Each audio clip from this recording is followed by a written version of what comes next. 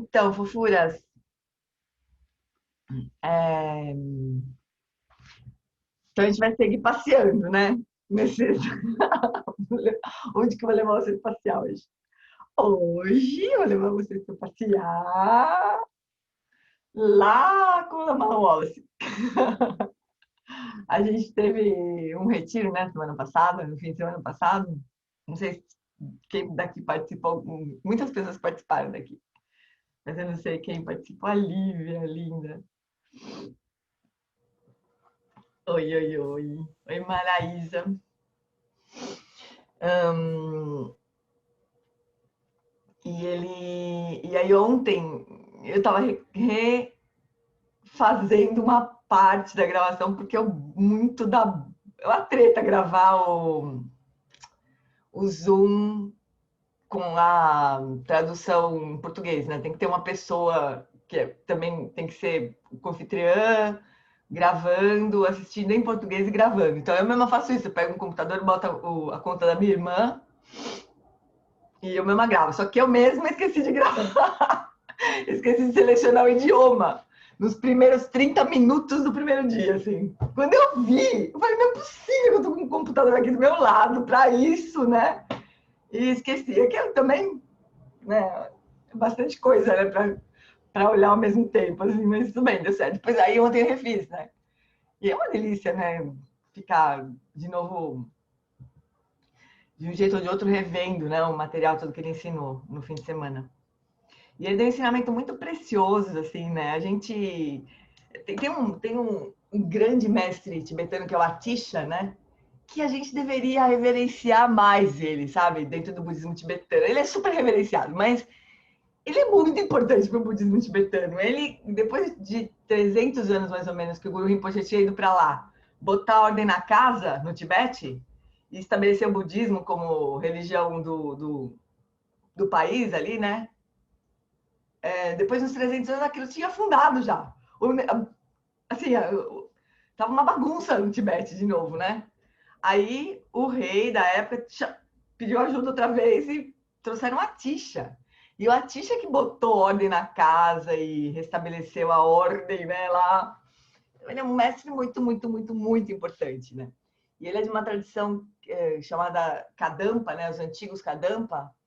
E o mais bonito que eu acho, né, dessa tradição dos Kadampa é que eles são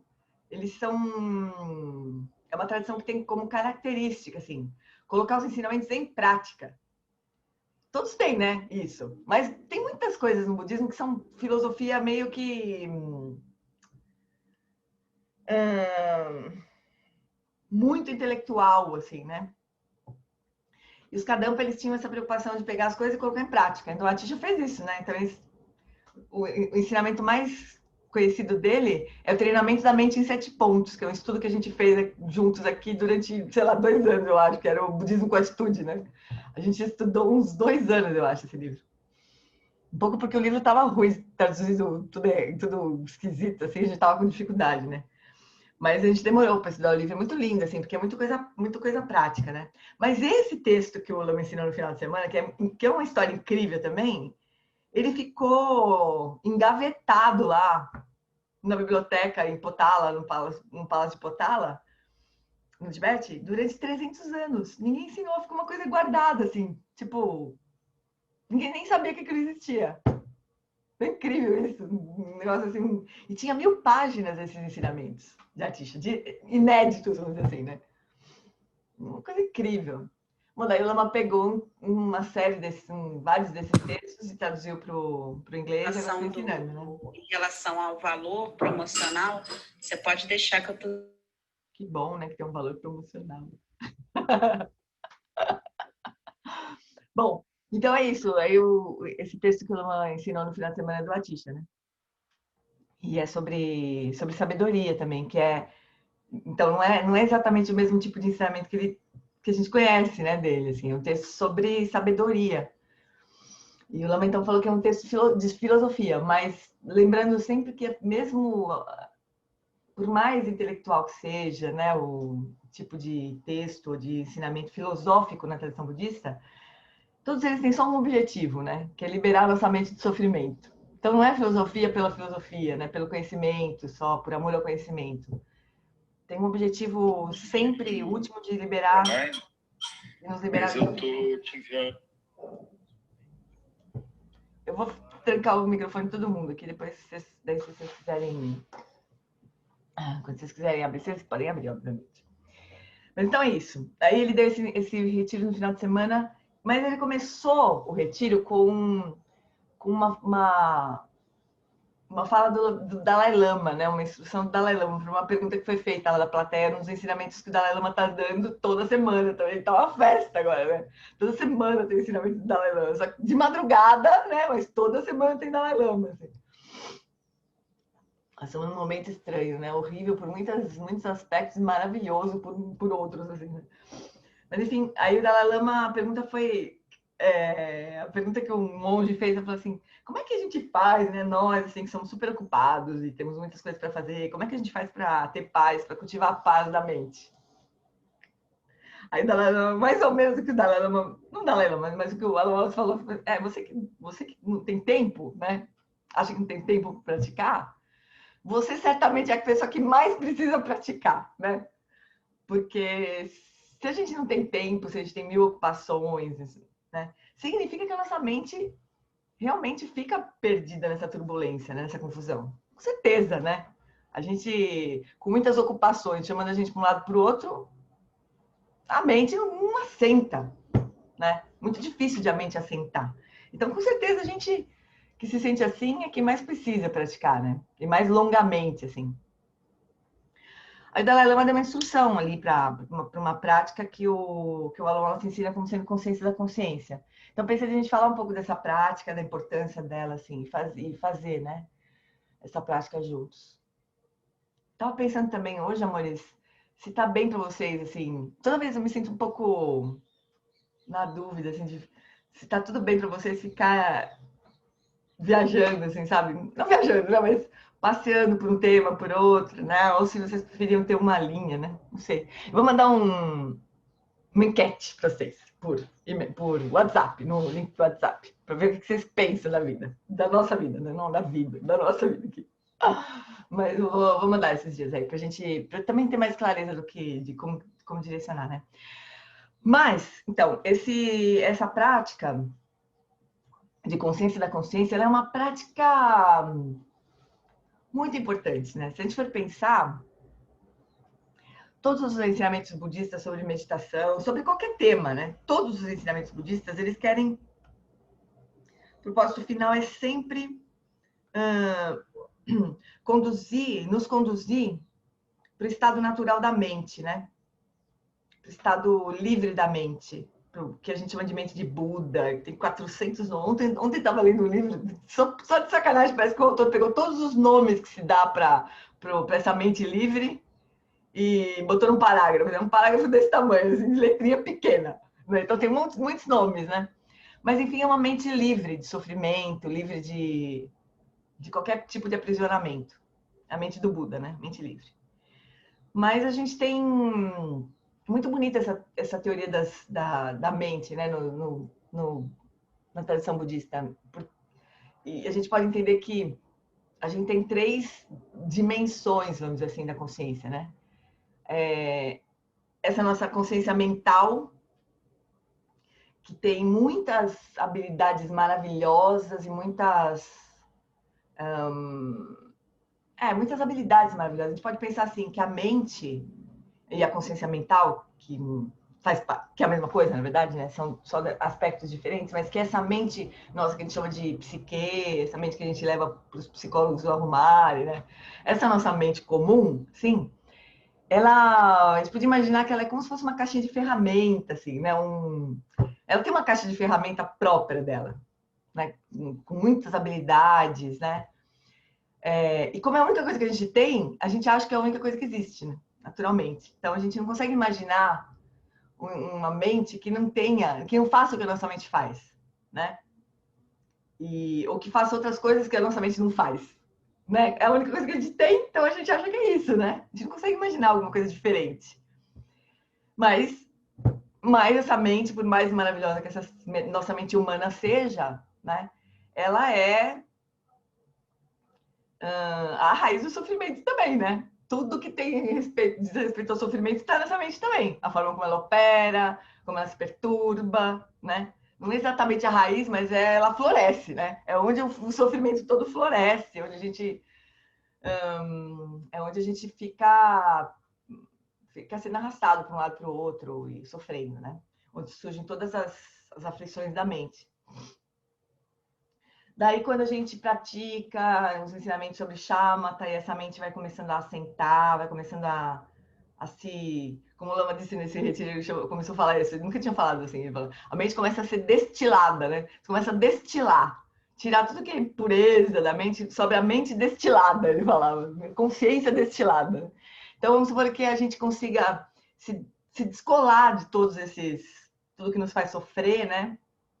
E vai destilando. O que sobra é a consciência destilada, né? Como se fosse a mente destilada, é uma consciência livre de tudo que a mente comum faz. Todas as atividades da mente, então pensar, comentar, até mesmo elaborar raciocínios, tudo isso é habilidade da mente, né? A consciência livre de tudo isso, ela só joga a luz. Essa é a característica da consciência, é jogar a luz e reconhecer. Tem uma qualidade de percepção, né? De tudo que está acontecendo, fora, dentro da mente. Tudo que a gente reconhece como consciente. Quando a gente fala assim, eu estou consciente disso. A gente não usa muito esse termo, mas a gente poderia usar. Eu tenho consciência disso, a gente fala, não é? Tenho consciência disso? Quer dizer que a gente está vendo, né? A gente está percebendo, assim. Então, a consciência é o que permite a gente fazer isso. Perceber qualquer coisa e reconhecer aquilo, né? Isso é a consciência. Agora, a mente é que elabora tudo, conta uma história, associa.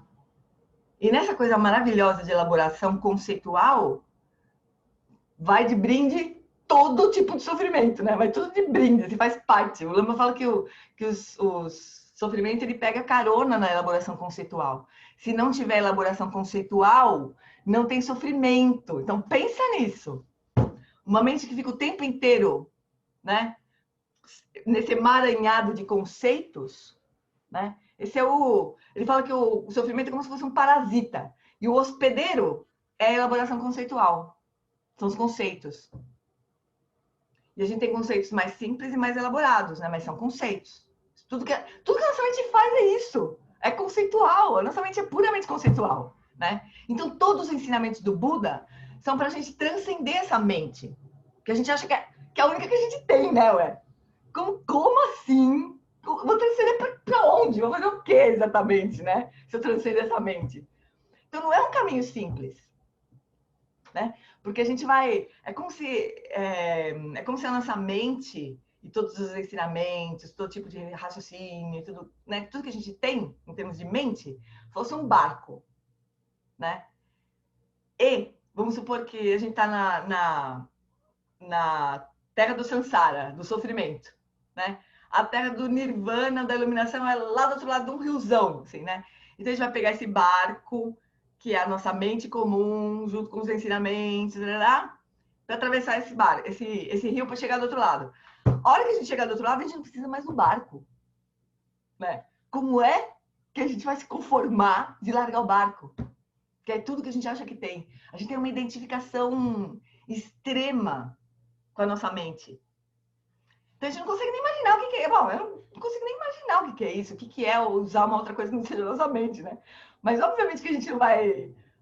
não tem como a gente não deixar de usar essa mente comum se a gente não tiver um outro jeito de operar, né? E daí é lógico que a consciência não deixa de operar. A mente comum, ela vai ser quando a gente atingir shamatha ou quando a gente morrer. Quero preocupar vocês com bastante mais, esse dia vai chegar, né? Quando a gente morrer. Então, na visão budista, a gente, a hora que esse nosso corpício aqui e o cérebro, esse cérebro que faz parte desse corpício aqui, deixar de funcionar, essa mente de Gianni Pili, budista, esses jogadores de vôlei, sei lá, toda essa mente minha da Gianni Pili, ela vai morrer junto com o cérebro. Essa mente vai morrer junto com o cérebro. Porém, segue a consciência, né? Segue a consciência substrato, segue todas as minhas marcas, que eu kármicas, né, que a gente chama, todas as propensões que essa consciência substrato tem ainda. Ela segue para sei lá onde, né? Então, essa que é a visão. Aí, essa consciência substrato, que é onde a nossa mente é essa que desmaia quando a gente dorme, né? Quando a gente dorme, essa mente comum aqui, ela desmaia dentro do sono, sem sonho, né? Daqui a pouco ela surge outra vez lá, no sonho. Daqui a pouco aquele sonho acaba, a gente morre naquele sonho. Daqui a pouco fica lá, na consciência substrato de novo. Daqui a pouco renasce em outro sonho. Daqui a pouco morre nesse sonho. 8 vezes por noite, pelo menos, né? E a gente não lembra de um sonho por outro, a gente não lembra, a gente não sabe que está sonhando, enfim. É uma inconsciência brutal nossa, nosso estado, né? Mas, enfim, essa mente comum, ela nos distrai, né? A gente não consegue, se a gente não receber instrução para isso, a gente fica o tempo todo voltando a nossa consciência para as coisas todas externas da nossa mente. A gente nem reconhece a consciência em si, né? A gente está sempre consciente de alguma coisa. Então, essa consciência da consciência, né? Essa consciência de estar consciente, ela está implícita. Ela tá. É lógico que ela está ali, porque se a gente não tivesse consciente, a gente não tinha consciência de nada, né? Mas a gente nunca está consciente de estar consciente. A gente está sempre consciente de alguma coisa. Consciente dos objetos visuais, dos sons, dos pensamentos. Está consciente de alguma coisa. Como se fosse sempre uma coisa transitiva, né? Estou consciente de, né? A gente nunca só está simplesmente consciente. E se a gente não treinar estar simplesmente consciente, a gente não vai conseguir largar o barco para atravessar quando terminar de atravessar o rio, né? A gente não vai conseguir largar o barco antes de atravessar o rio. Mas se a gente não treinar essa consciência de estar consciente, a gente, mesmo que atravessar o rio, vai querer ficar no barco. Vai querer levar o barco nas costas, sei lá. E junto com o barco, vai todo tipo de sofrimento que a gente experienciou e vai experienciar. Essa que é a visão budista, né? Aí a gente vai ter atravessar o barco para um lugar, né? Vai atravessar de barco para um lugar que vamos supor que seja simplesmente a consciência substrato, que ainda não seja a iluminação, né? Seja simplesmente a consciência substrato, que é esse segundo nível de consciência. Essa consciência substrato ainda é configurada, ela ainda tem conceito ali dentro, né? Que se aguar de novo, puff, nasce outra mente comum, de novo, né? Sei lá de quê. No budismo pode ser uma mente comum de qualquer coisa, pode ser de um ser humano outra vez, de um bicho, de um ser qualquer, né? Mas imagina que essa consciência substrato é um depósito, assim, né? De todas as nossas marcas, assim. E conforme as condições externas surgem de uma forma adequada, essas marcas kármicas florescem outra vez. Então, é como quando a gente está dormindo. A gente está dormindo no sono profundo sem sonho, né? Nesse estado que não está acontecendo nada. A gente está dormindo. A gente está na consciência substrato. Daí, por alguma razão, alguma dessas marcas aí, kármicas, que estão ali adormecidas na consciência substrato, elas brotam assim. Aí surge o sonho. Surge nós dentro do sonho, surge todo o ambiente do sonho, surge tudo que existe no sonho. Aí daqui a pouco aquilo perde a força. Desmaia tudo de novo. Daqui a pouco alguma coisa de novo se agita, ganha energia, aí puf, floresce outra vez. E assim vai. Assim é no sonho e assim é todas as nossas vidas. É uma metáfora, né? É como se o surgimento no sonho fosse uma microvida, uma micro reencarnação. A gente reencarna e morre, reencarna e morre. 8 vezes por noite, toda noite. Mas aí tem a morte mesmo e a reencarnação mesmo, né? E assim a gente segue. Tudo isso ainda na consciência substrato. Aí a gente vai precisar de outras habilidades dessa consciência substrato para soltar outro barco, né? E aí desembarcar finalmente na iluminação propriamente do Buda, né? Então esse é o caminho. Então a gente tem 3 níveis de consciência, vamos dizer assim, ou 3 dimensões de consciência. A mente comum, essa nossa, a consciência substrato e a consciência primordial, a consciência de Buda, que é o fim do caminho, iluminação. Tchau, nunca mais a gente se engana, né? Essa é a teoria. Então, todo o ensinamento budista é para nos levar para a consciência primordial, para a gente se livrar do sofrimento. É esse né? Esse é o ponto do Buda. E o legal também é que nessa consciência primordial estão todas as qualidades mais maravilhosas que a gente pode imaginar, assim, de compaixão, de amor, de sabedoria, tá tudo ali. É uma mina de tesouros, né? Tudo ali, disponível para nós nesse momento. Mas a gente está super ocupado fazendo outras coisas, né? Tanto, a gente até não dá para praticar. Tão ocupado que a gente está. E é assim que a gente vive. Aí até a hora que morre, daí esquece tudo. Aí tem que aprender a escrever. Me dá uma preguiça de pensar nisso. Tem que aprender a escrever outra vez. Tem que dar sorte, né? Encontrar de novo um professor, começar tudo outra vez. Porque a gente esquece tudo, né? Mas essa é a ideia, né? Mas aí a prática, essa de consciência da consciência, que o Lama me ensinou no começo do retiro, porque foi a orientação do Dalai Lama, a sugestão do Dalai Lama para o monge que perguntou, né? Essa prática é como se a gente se familiarizasse só com a consciência, né? E se descolasse, assim, do que ela está sempre colada, né? De todos os objetos, todos os conceitos, fosse se descolando, assim, né? E aí, o aluno fala assim que essa consciência, ela não é essencialmente diferente da consciência primordial, né? Ou da consciência substrata. Não é essencialmente diferente. Ela é como se fosse, vamos supor que a consciência primordial fosse o sol, né? Essa é a nossa consciência nesse momento aqui, que a gente pode falar, eu não estou dormindo, eu não estou desmaiada, eu estou consciente, estou acordada, né? Estou acordada, né? Estou acordada. Não preciso nem olhar para a tela ou, sei lá, no espelho para saber que eu estou aqui, que eu estou acordada. Né? Não preciso disso. Só eu sinto isso, né? Essa consciência é como se fosse a pontinha do raio do sol. Mas é o sol ainda, né? Se a gente descansar na ponta do raio do sol, a gente pode ser que devagar a gente vai fazendo o sol, né? E chega no sol. Mas é a pontinha do raio do sol. Acho tão bonita essa metáfora, porque não é outra coisa, né? A outra metáfora que eles usam é essa coisa da água destilada, né? A consciência mental é água, H2O. Mas tá na forma de um bloco de gelo, assim, super condicionada, limitada, né? Pelas qualidades que ela tem agora, né? Mas é H2O, congelada. Bloco de gelo. Daí, vamos supor que a gente morre, ou atinge chá, mata ou dorme. Aí esse gelo vira raspadinha só, né?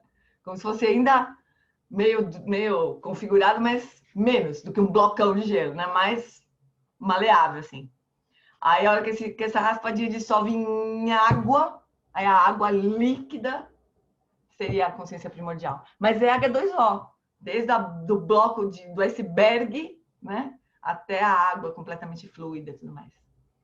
Nessa ideia. A ideia é a gente se familiarizando com o H2O mesmo, né? Sem as configurações todas do bloco de gelo. O que vocês acham?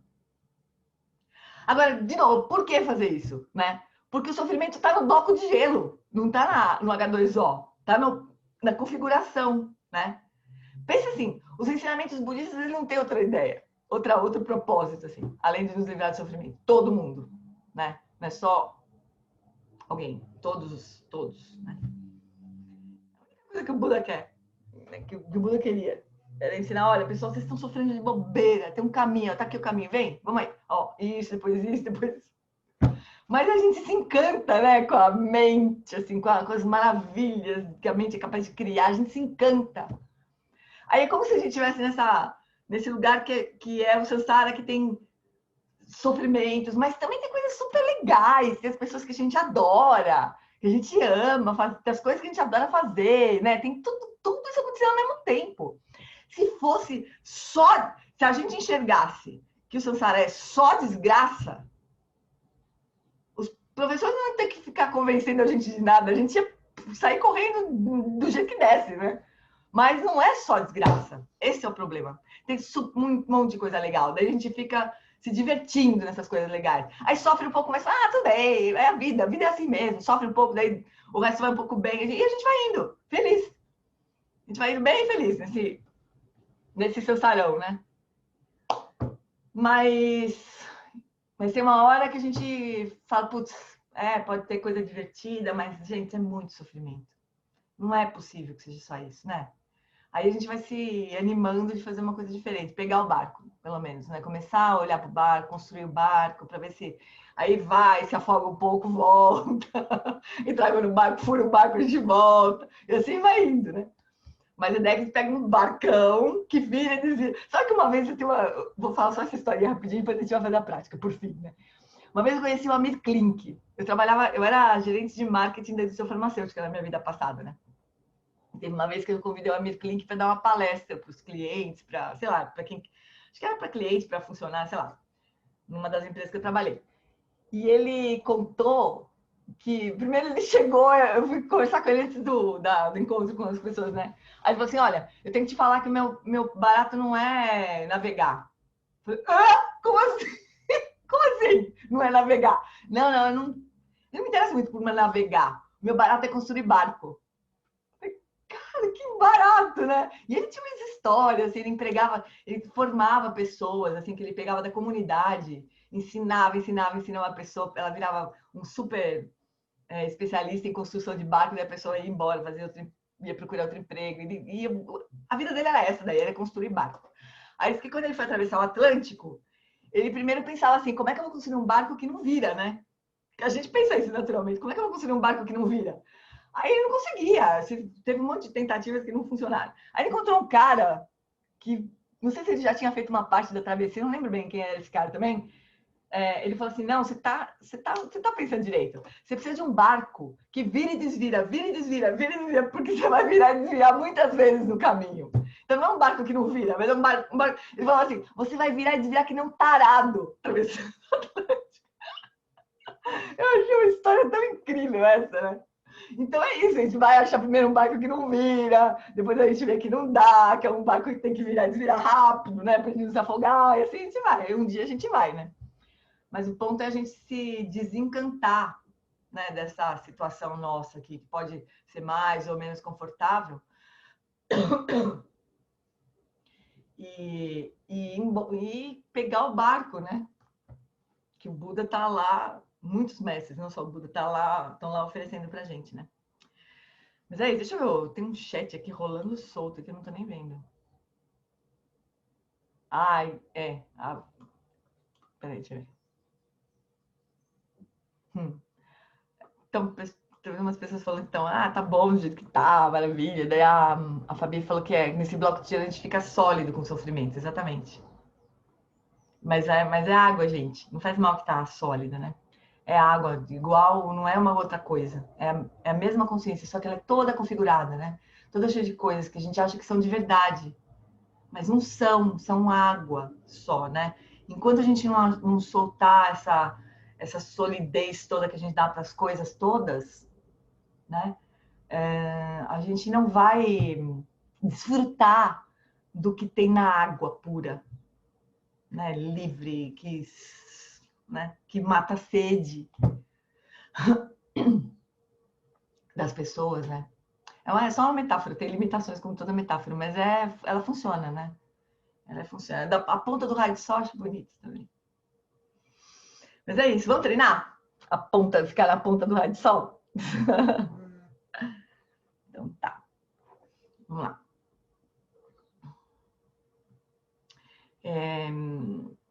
Então, procurem qualquer posição confortável, qualquer postura confortável. Pode deitar se quiser, pode se sentar, mas uma postura que seja confortável, né? Sem sofrimento, né, pessoal?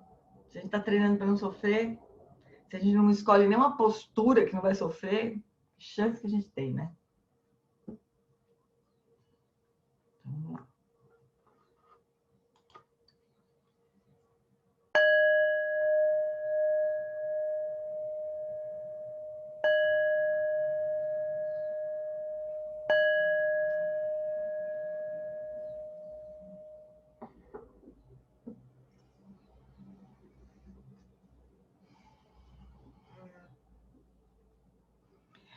Então, como todas as práticas, a gente começa trazendo a nossa motivação mais verdadeira, mais profunda, A gente pode integrar isso tudo que a gente conversou nessa nossa motivação, né? A gente pode olhar, a gente não precisa olhar muito longe para enxergar o sofrimento, a vulnerabilidade ao sofrimento. E ao mesmo tempo, no mesmo olhar, enxergar que existe um caminho para a liberação do sofrimento. Um caminho que já está pronto para a gente seguir.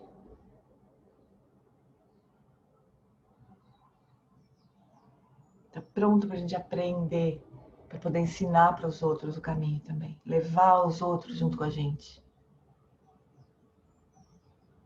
Então veja se essa motivação cabe dentro da sua motivação mais ampla.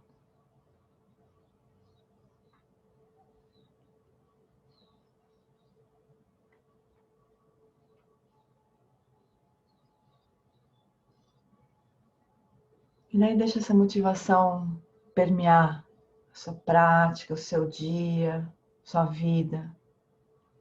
Deixa ela dar sentido.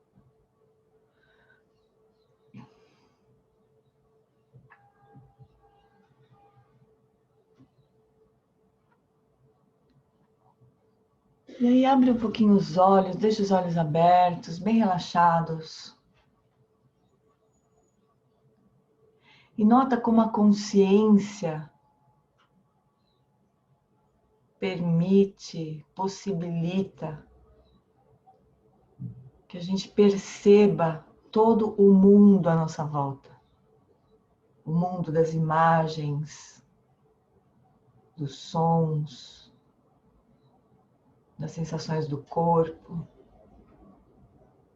talvez do gosto, do cheiro, como uma grande fonte de luz que ilumina todos os objetos, todas as aparências, todas as experiências dos 5 sentidos físicos e dessa dimensão, desse domínio puramente mental.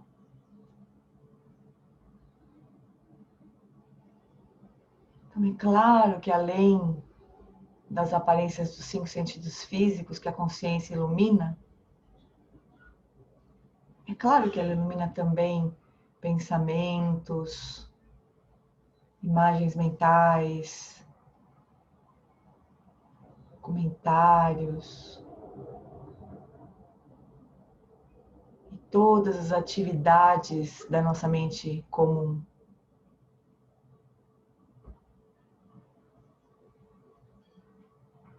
Agora, naturalmente, de uma forma bem relaxada, bem solta,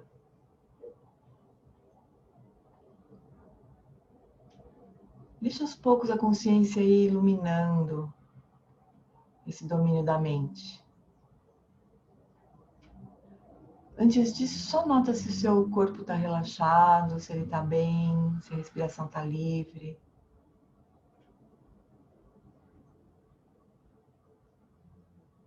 E aí, então, leva a consciência para esse domínio da mente.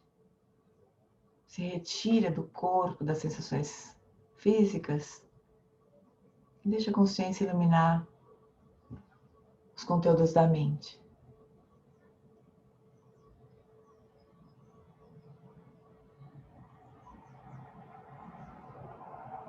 Normalmente nós estamos super identificados com o que surge na nossa mente. Mas agora dá um passinho para trás. Como se você pudesse se sentar na sua própria mente, nesse universo da sua própria mente, como se você pudesse se sentar e só observar. Só deixar a luz da consciência iluminar esse espaço, tudo que surge nele, sem que você se mova do lugar. Só observando os movimentos da mente.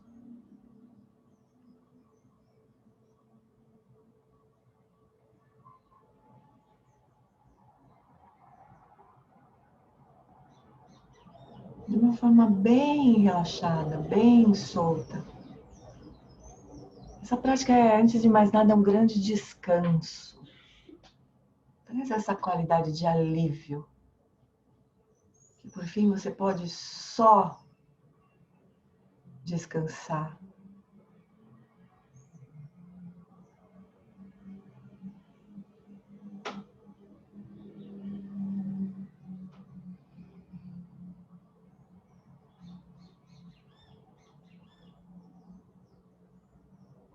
Eventualmente os estímulos de sons ou de algum movimento no campo visual pode chamar a tua atenção. Não tem problema. Observa da mesma maneira. A aparência e a sua consciência iluminando todas essas aparências.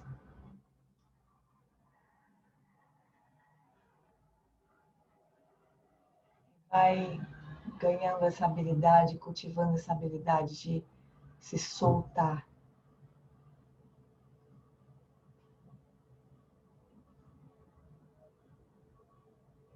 Essa habilidade de permanecer em quietude no meio do movimento, do mundo externo, da sua própria mente.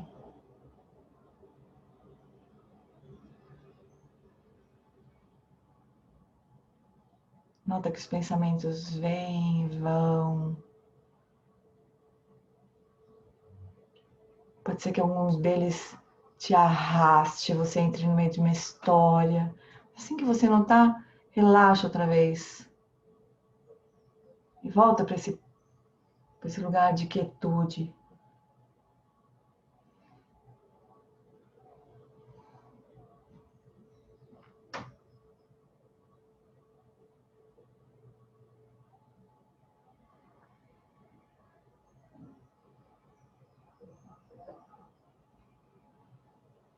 E começa a notar a própria consciência, como ela é.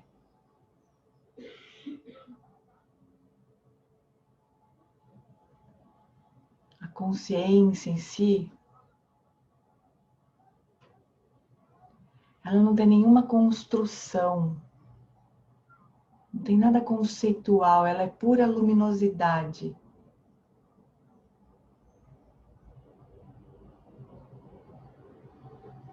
Não tem nada físico, concreto, como se fosse mesmo luz.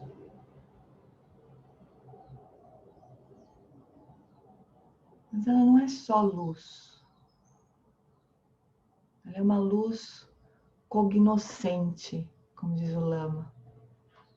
Ela reconhece, tem uma percepção dentro dela.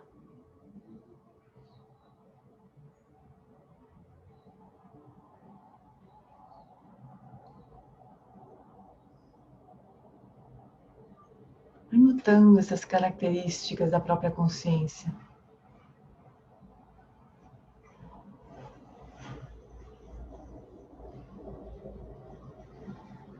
E repara, nota se essa experiência de consciência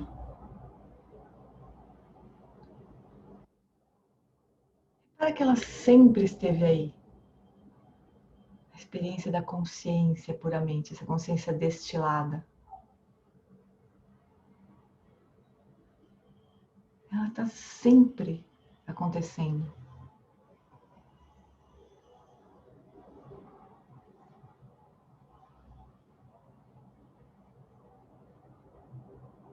Na maior, imensa maioria do tempo, ela está fundida com as experiências. Mas ainda assim ela está sempre presente.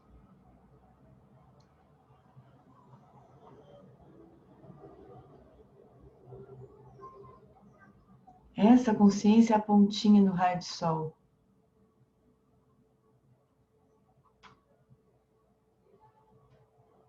Que se nós ganharmos familiaridade, se a gente aprender a se soltar,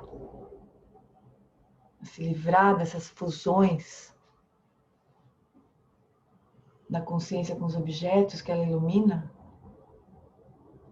Se a gente aprender a fazer isso, a gente vai escorregar lá para a fonte dessa luz.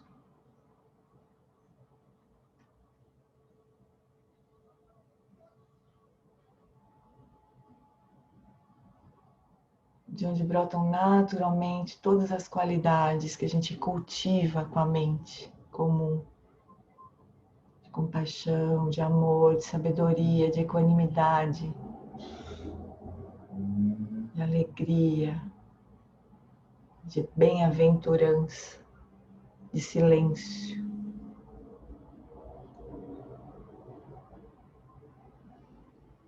Então só descansa nessa experiência da consciência. E desfruta desses momentos de liberdade que você consegue reconhecer. Nós seguimos um pouquinho em silêncio.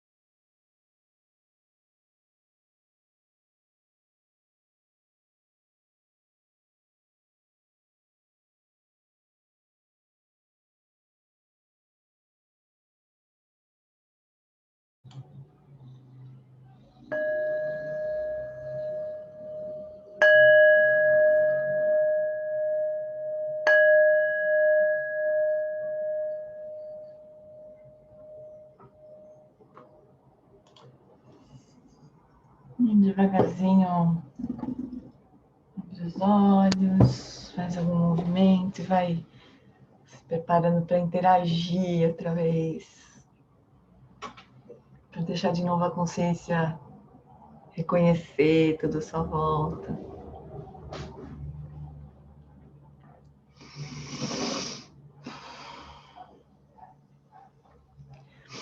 Então, essa prática, ela é a prática mais simples que tem, né? Mas, ao mesmo tempo, a gente pode achar muito difícil, né? Muito difícil. Ser simples não significa fácil, necessariamente, né? Mas ela é fácil, gente. Ela é simples. Pensa. É só descansar. É só não colar. É só não seguir. É só isso. Só e não dormir, né? E deixar a consciência clara, sem se mover. A quietude em meio ao movimento, né? Um tema que o Alonso vive voltando, assim. E tão necessário para nós, né? E daí, você quer falar, querida? Pode abrir esse microfone. Oi, Gê, bom dia para todo mundo. Desculpa, que é meu... Eu fiquei bem atenta de você falar para a gente ficar na consciência. E aí veio logo uma dúvida. Ai, meu Deus, ficar na consciência, eu acho que é ficar na presença. Então, é ficar percebendo tudo. E pronto, e eu levei a prática até o fim desse jeito. É isso? Mais ou menos, assim, tem um passinho adiante, assim. Perceber tudo, o que eu entendo quando você diz perceber tudo, né? É que você está direcionando a consciência para tudo, né? Já é um avanço se você direcionar a consciência para tudo e não seguir coisa nenhuma, né? Só perceber tudo.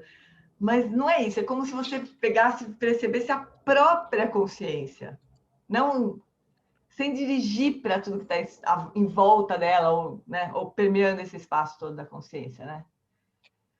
É como se você não dirigisse, não desse um alvo para a consciência. Eu posso estar aqui, por exemplo, e eu estou vendo aqui tem um como chama isso aqui? Um porta-retrato, um vaso. Eu posso nem me colar nele, mas se eu dirijo para o porta-retrato, para o vaso, eu deixo de perceber as próprias qualidades da consciência, né? Então, a gente... É um bom começo, ideia. É um bom começo não se sair por aí se movendo, sabe? Mas daí começa a notar, assim, que qualidade é essa de estar consciente? O que é que te permite dizer que você não está dormindo agora? Certo. Não, Sabe essa qualidade? quando eu falei da questão da presença, eu quis me referir ao seguinte, como eu fiquei na dúvida, né? Eu falei, bom, então, estar na consciência significa estar conectada com aquelas questões, que são os batimentos cardíacos, a respiração. É isso? Não, isso é conectar com o corpo, não é com o corpo. Olha, Lê, a mente faz isso mesmo, ela fica comentando, né? Fica perguntando, fica com dúvida. Solta, é a mente que tá blá, blá, blá, blá, blá, blá. Solta isso também. E vai soltando. E aí, você solta o corpo, solta a mente, solta o blá, blá, blá, solta as dúvidas, solta, solta, solta, solta. Tem uma hora que sobrou alguma coisa. O que sobrou é justamente a consciência e você só descansa nesse lugar. Eu tô falando, parece que é muito fácil, que eu mesma faço com muita facilidade. Não é verdade, eu tô só papagaiando aqui, né? Então é isso. A gente vai soltando, soltando, soltando tudo que o Alan Wallace usa muito esse termo aparência. Tudo que surge, tudo que a gente percebe, né? Batimento cardíaco, corpo, objetos externos, pensamentos, dúvidas. Tudo isso é aparência. A gente solta tudo isso. Sobra alguma coisa. Sobra justamente a consciência. A gente está acordado nesse momento. A gente está... Tem alguma coisa que está ligada. O Lawrence falou isso uma vez, o Gustavo repetia sempre, eu achei maravilhoso. Tem uma coisa que está ligada o tempo inteiro. O que é isso? Né? A gente não quer transformar essas características todas em um objeto de novo, sabe? Como se tivesse alguma coisa aqui olhando para alguma coisa ali que é a consciência. Não é. A gente é a própria consciência, né? Mas não é esse corpo. É o que você estava falando, é a presença. Mas como é que é essa presença, perceber essa presença e descansar nessa presença sem precisar da sensação do corpo ou de um pensamento ou fazer qualquer coisa para perceber essa presença e descansar nela? Não é fácil, porque é uma prática que é não conceitual e a gente não tem ideia do que seja não conceitual. A gente está o tempo inteiro conceitualizando e, né, nomeando. A gente está o tempo inteiro fazendo isso, buscando alguma coisa para agarrar, para poder perceber, né? Mas é justamente o treino é justamente soltar todo esse agarrar e só ficar presente mesmo, assim, sem ter que ter nenhuma testemunha para falar, você está presente mesmo, ó, você está olhando no espelho, está presente mesmo. Não precisa. Ô, Jeane, das vezes que eu tentei fazer isso, e eu já fiz várias tentativas, sabe o que acontece? Eu adormeço. Com certeza. Porque a nossa mente está super acostumada com muito estímulo, né? A hora que a gente fala, não, solta isso, solta aquilo, solta aquilo, solta aquilo, ela fala, parou de dormir, só pode ser, né? Aí dorme. Mas é um treino, querida. É um treino. Tá bom. Ok, quer falar? obrigada, Jane. Você quer falar? Fala, Aí mãe. eu queria fazer Hoje, Oi, Oi? posso falar? alguma outra pessoa vai falar? Pode falar, Nil. Eu posso falar? Anúgrah? Pode. Oi, todo mundo. Eu fiquei pensando, essa mesma proposta é o que a Venerável Robina chamou de Mahamudra, Jane? E Exatamente. é uma coisa que ela falou que para mim tem sido muito bom, e eu vi que o Lama fez no final de semana, é fazer curtos períodos, tempos exatamente. curtinhos. Que ela disse que nós, ocidentais, não temos ainda essa prática, né? A gente tem que fazer tempo curtinho, mas a gente tem também que forçar um pouquinho, né? E empurrando o limite assim para frente. Uhum. Porque... Mas eu queria falar uma outra coisa também. Fala. Eu fiquei assim um pouco impactada negativa e positivamente com o fato de que, queiramos ou não, a gente vai ter que abandonar o barco da mente no momento da morte, né? Então, se a gente não se acostumar ou se a gente não se dedicar à consciência, cara, vai ser muito sofrimento. E aí eu fiquei imaginando uma consciência que retoma, impregnada desse sofrimento. Eu queria só agradecer, porque eu ainda estou muito... Eu fui ficando assim, acho que vou ficar assim uns dias com essa reflexão. Obrigada. Com certeza, uma preparação para a morte, uma preparação para dormir. Mas é bonito, porque a gente pode treinar todo dia isso, né? A gente pode treinar. Essa que é a parte boa. Porque, a Venerável Robina, que a Anúgrah está falando, ela vai vir em outubro. Vai vir não, né? Ela vai abrir a câmera dela para nós, vai. Né? No final de semana de outubro que eu vou estar dando esse BTT. Quem está fazendo aula comigo agora online, você não vai poder assistir também, tá? De castigo junto comigo, e depois eu vou ter que assistir de outro jeito. Acho que não tem ninguém aqui que está fazendo curso agora. Deixa eu ver, acho que não.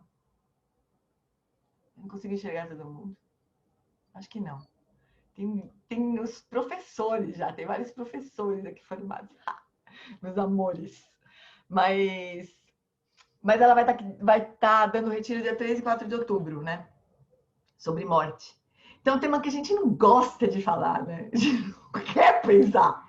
Mas, a gente sabe o que vai acontecer, a gente sabe tudo, mas é um negócio que, incomoda, dói isso aqui, né? Mas melhor a gente ouvir, melhor a gente treinar, porque vou falar um chavão. Todo mundo sabe que esse momento vai chegar, só não sabemos quando e como, né? Mas pode ser a qualquer momento, né?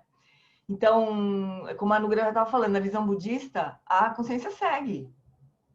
Se a consciência segue, como é que a gente quer que ela siga? Né? Se ela segue, como que a gente quer que ela siga? A gente pode fazer alguma coisa para melhorar esse processo? Né? A gente pode! Uma das formas mais simples de a gente treinar é fazer o que a gente fez agora. A gente pode fazer isso de noite, antes de dormir. Porque cada noite que a gente vai dormir pode ser uma preparação para a morte. Bem suave, assim. De uma forma bem delícia. Mas, ao mesmo tempo, gente, assim, o que eu acho que talvez seja o nosso próximo assunto, né? Que a gente pode começar a trazer para aqui, para nossos encontros, assim, assim, o barco é a única coisa que a gente conhece, não é? Alguém aqui se lembra de estar em algum lugar que não era o barco da nossa mente comum? É o único lugar que a gente conhece. Vocês acham que dá medo ou não dá medo ter que largar a única coisa que você conhece? Dá um puta do medo, né? É a única coisa que a gente conhece, a gente não conhece mais nada. Então, qual que é o ponto que tem que andar junto aqui, né? A gente precisa cultivar a confiança em algo maior que o barco. Não tem como escapar nesse caminho até o fim. Quem te quiser ir até o fim, como a Anúgrah está falando, não dá para escapar de cultivar a devoção por esses seres que já largaram o barco, que sabem o que é estar para lá do barco, né? Então, porque se a gente não faz isso, a gente morre de medo. Dá uma sensação que a gente vai deixar de existir, né? E será que o Buda ensinou tudo isso para a gente deixar de existir, pessoal? Vocês acham que é isso mesmo? Que ele não poderia deixar só a pessoa morrer e acabou, porque ela já ia deixar de existir mesmo? Então, lógico que não, né? Então, todos esses mestres budistas, cristãos, todas as tradições espirituais mais maravilhosas, elas têm uma mensagem sobre isso, né? Do que tem além do barco. Mas esse salto para largar o barco, ele é um salto no desconhecido, praticamente, né? Mas quanto mais... Imagina assim, ó, você tá com a mão dada com Alan Wallace. No meu caso, com Alan Wallace. Mas, com quem vocês quiserem. Uma pessoa que vocês confiam muito, assim. Vocês têm completa confiança. Aí essa pessoa tá de mão dada contigo. Aí ela fala assim, chega num lugar que você tem que dar um salto em algum lugar, assim. Aí, você não consegue enxergar onde que é. Mas tá com a mão dada com essa pessoa que você mais confia na vida. Tá de mão dada com ela. Aí ela fala assim, pode pular. Pode pular, tranquila, sem medo. Pode pular. Tô aqui contigo. De mão dada. Você pula ou não pula? Eu pulo. Se eu tenho total confiança na pessoa, eu pulo. A pessoa fala assim, olha, você pode pular. Me dá vontade de chorar. Fala assim, você pode pular. Porque sabe todo o sofrimento que você sempre sentiu? Você não vai sentir mais. Pode pular. Você vai encontrar o maior tesouro que qualquer ser pode encontrar. De amor, de felicidade, de compaixão. Vamos lá, vamos pular. Cara, a gente pula. Sem pensar duas vezes, né? Ainda essa pessoa fala assim, ó, sabe o sofrimento da sua mãe, do seu pai, dos seus irmãos, de todas as pessoas que você ama? Você vai encontrar um jeito de ajudar todos eles. Vamos pular. Você pula ou não pula? Lógico que você pula. Agora, se você acha que você está sozinho, aí você olha para aquele buraco que você não sabe o que vai dar. Você não sabe o que tem depois daquilo. Você pula. Você não pula, você vai querer se agarrar no chão onde você estiver. Essa é a diferença de você ter construído um caminho devocional nesse sentido de confiança, né? Não é uma coisa cega, assim, não é uma coisa... Se for uma devoção de coração, nem importa se é cego ou se não é. Se você entende ou se você não entende, né? Mas é melhor que seja uma devoção que tem uma base de confiança no ensinamento. Tudo isso que a gente conversou agora, olha. Então, tem a mente comum, né? Então, tem a mente comum, mas tem o substrato, que é para onde você vai quando você dorme. Aí, vamos supor que a gente desenvolve uma habilidade de sonho lúcido. De acordar dentro do sonho. Aí, pode ser que a gente tenha mais confiança no ensinamento, né? Pode ser que a gente tenha sonho sono sem sonho, lúcido. Não está acontecendo nada, seu corpo não... Você não sente mais deitado na cama. Você está completamente no espaço da mente. Não está acontecendo nada. Daqui a pouco surge um sonho. Você fala, tô sonhando. Né? Primeira vez que acontece isso, você acorda. Com certeza você fala, tô sonhando. Aí acorda, feliz da vida porque estava sonhando. Né? Mas acorda. Mas aí pode ser que você não acorde, que você fique dentro do sonho, fala, nossa, olha, eu tô sonhando, olha só como as coisas são, só tem a minha mente aqui, meu corpo tá na cama, mas olha, parece tudo muito de verdade. Aí você vai bater na parede, na mesa, tem uma mesa, tudo parece muito de verdade. Mas você tá sonhando, você tem uma experiência do ensinamento, desse ensinamento, por exemplo, né? Pode ser qualquer outro, mas tem uma experiência. Aí você começa a confiar naquele caminho, né? Aí você conhece um mestre que você adora, que você acha... O Dalai Lama, por exemplo, né? Aí o Dalai Lama, ele é o 14º Dalai Lama, pessoal. Vocês entendem o que é ser o 14º Dalai Lama? No caso do Dalai Lama, não são outras pessoas que eram 13º, 12, 11. Era ele mesmo, era o mesmo fluxo mental. Aí, se você acha o Dalai Lama um ser incrível, ele não pode... Não, ele não pode estar mentindo para mim. Ele não pode estar enganado. E ele não pode estar mentindo para mim, né? Aí você começa a desenvolver confiança. Aí quando chega na hora de que você está na mão dada com a pessoa, que você está morrendo, e a pessoa fala, pula. Você pula. Você está de mão dada com o Dalai Lama. O Dalai Lama fala, pode pular. Ah, meu, pula sem nem pensar, nem... Né? sem nem piscar, eu me atiro lá. Mas não é porque alguém chegou, qualquer pessoa chegou e falou, pode pular. Não é isso. Você desenvolveu uma relação de confiança, de fé, né? No caminho que o Buda ensinou. A gente vai precisar desse apoio, senão a gente não vai querer pular. E vai ser um desespero.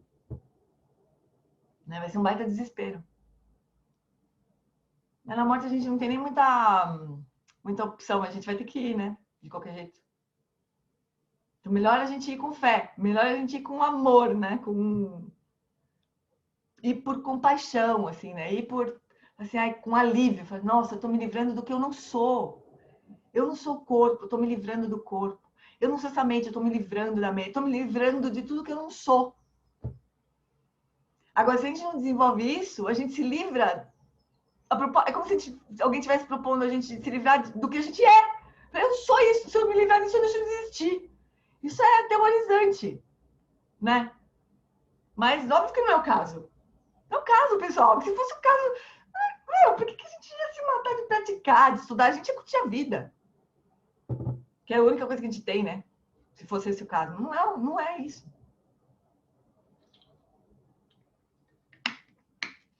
Se não tivesse nada depois da morte, se a consciência não continuasse, se a gente não tivesse o que cultivar para florescer ao longo de muitas vidas, para que a gente ia ficar sentado fazendo prática de meditação? A gente ia curtir, a gente ia, sei lá o quê, ninguém ia ficar se preocupando com isso.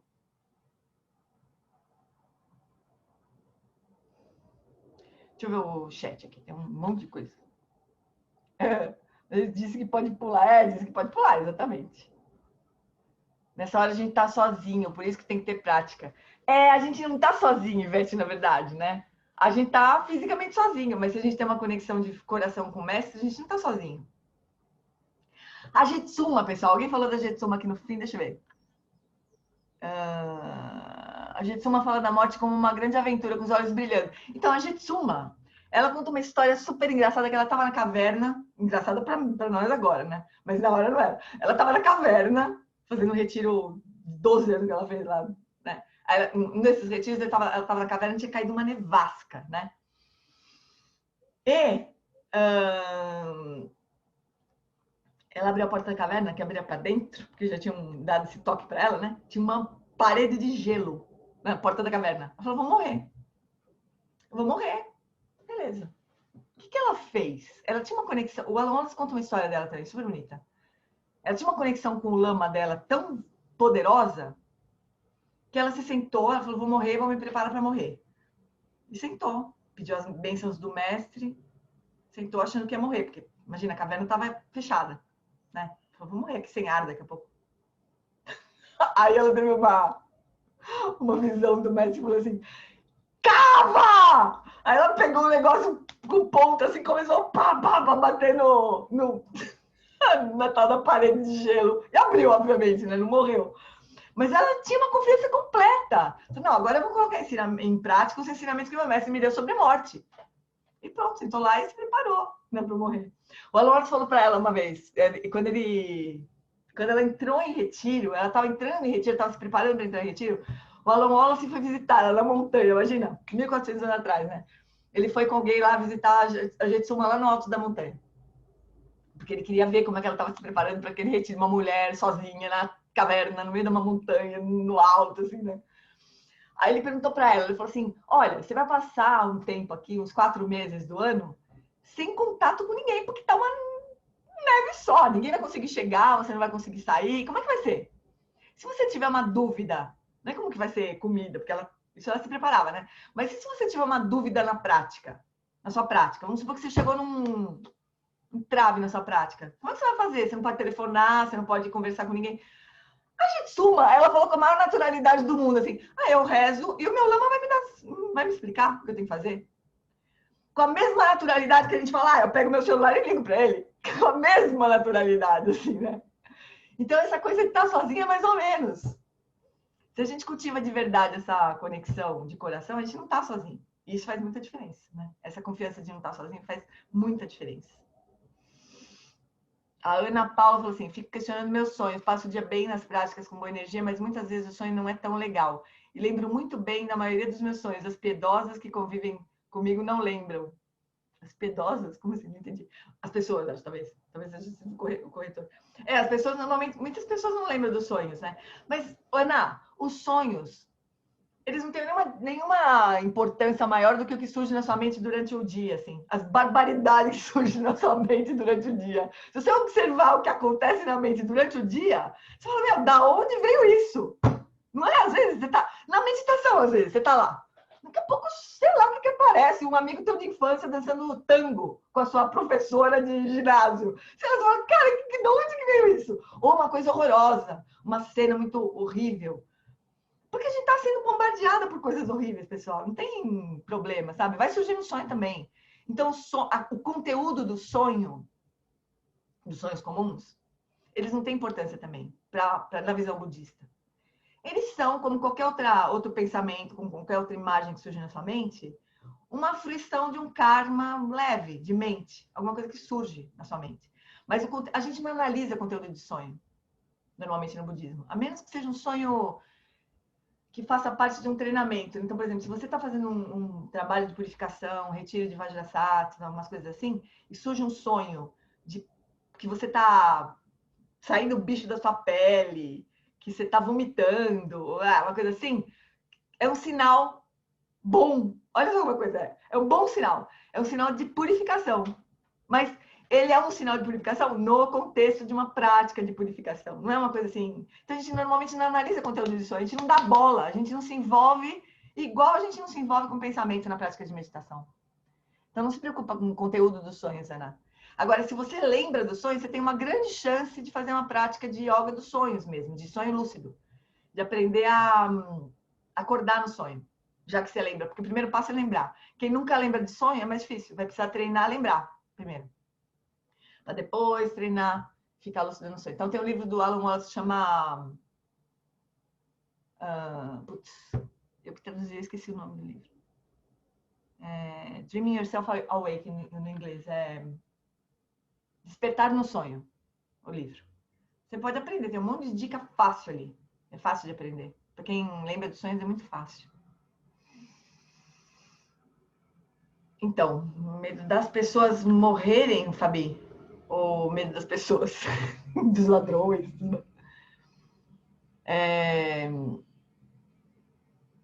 Você não tem medo da sua morte, você tem medo do sofrimento que as pessoas que vão morrer vão passar quando morrerem, é isso? Fala comigo, Fabi. Tá me ouvindo? Fala. Abre o microfone e fala. Oi, Gê.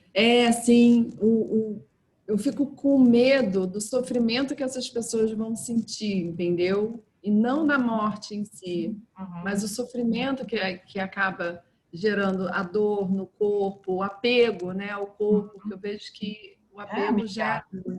As pessoas vão passar por isso mesmo, né? E isso pode ser motivação pra gente. Sim.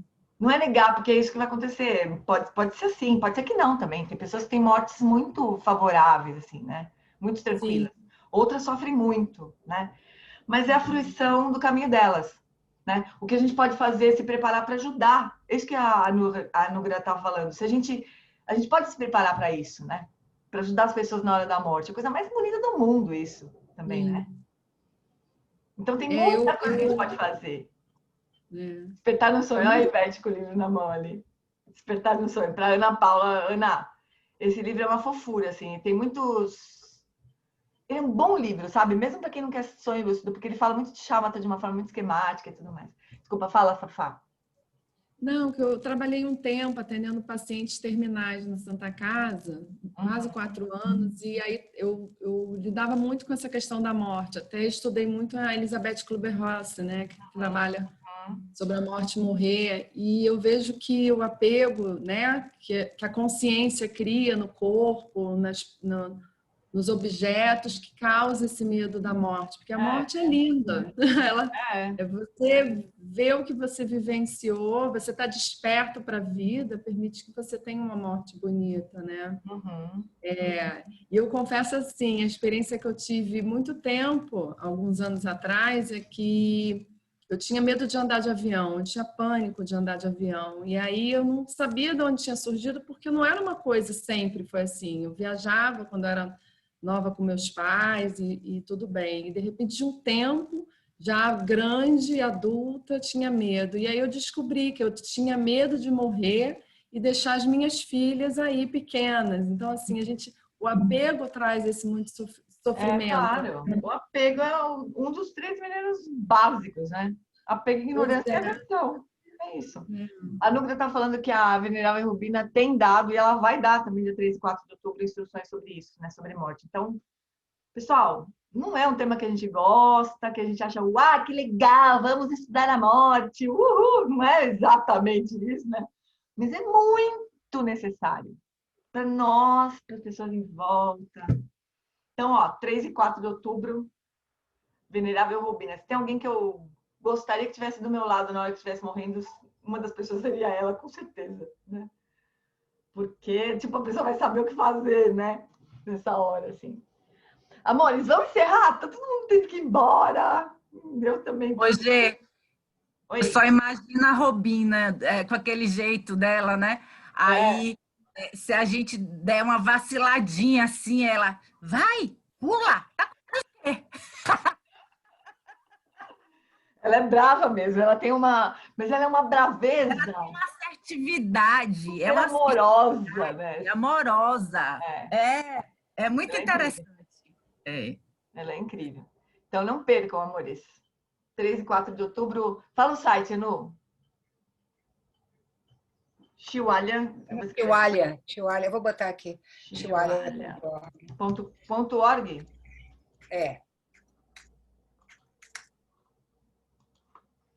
Chihuahua.org.br, não? Ela já botou lá. chihuahua.org.br. Maravilhosa vai ser. Queria só falar que nunca duvidem do intenso amor rajasco da Venerável Rubina. De jeito nenhum. Por trás daquela imagem é a intensidade da vida, né? Ela a urgência da transformação.